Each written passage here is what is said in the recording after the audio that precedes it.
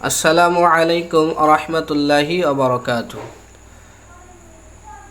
ওয়াকাল নবী সাল্লাল্লাহু আলাইহি ওয়া আলিহি ওয়াসাল্লাম, আল্লাহর নবী সাল্লাল্লাহু আলাইহি ওয়া আলিহি ওয়াসাল্লাম তিনি বলেন, মান গাশানা ফালাইসা মিন্না, যে আমাদের ধোঁকা দেয়, প্রতারণা করে, সে আমাদের মুসলমানদের অন্তর্ভুক্ত নয়। আজকাল কিছু এমন মুসলমান দেখা যায়, সকালবেলা ঘুম থেকে ওঠার পরে মানুষকে ধোঁকা দেওয়া শুরু করে দেয়। তারা কারা? সংক্ষেপে কিছু কথা বলে যায়।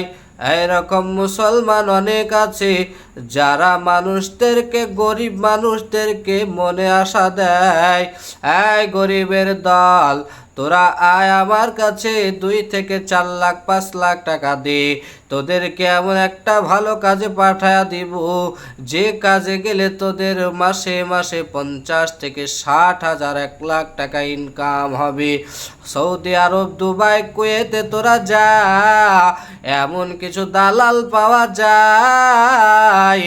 এই দালালেরা দুনিয়াতে মানুষদেরকে এমন করে ধোঁকা দেয়, তারা দুনিয়াতে নিজেরাও ক্ষতিগ্রস্ত হবে এবং আখেরাতে ক্ষতিগ্রস্ত হবে।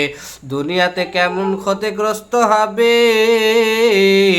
দুনিয়াতে যে ব্যক্তির টাকা মেরে খেয়ে নিয়েছে, ওই ব্যক্তি যখন বদদুয়া করবে, গরিব অসহায় একজন মাজলুম, দুনিয়ার জমিনে তার সাথে জুলুম করা হয়েছে, ওই মাজলুম যখন দোয়া করবে, আমার আল্লাহর আরশ পর্যন্ত পৌঁছায়া যায়। এই কারণে দুনিয়াতে ওই ব্যক্তি দুনিয়ার জমিনে ক্ষতিগ্রস্ত হবে আর আখিরাতে ক্ষতিগ্রস্ত হয়ে যাবে।